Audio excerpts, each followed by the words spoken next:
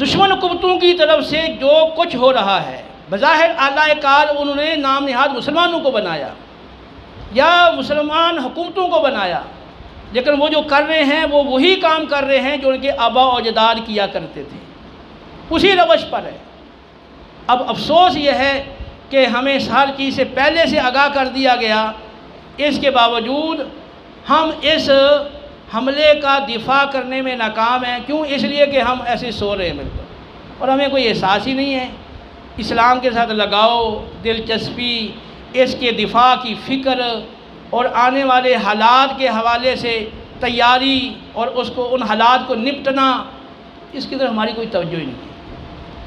کوئی باقاعدہ اس طرح کا پلان نہیں ہے کہ ہم اپنی قوم کو اس حوالے سے کوئی تربیت دیں اور انہیں یہ باتیں سمجھا کر اسلام کے دفاع کے لیے ایکٹیو کریں۔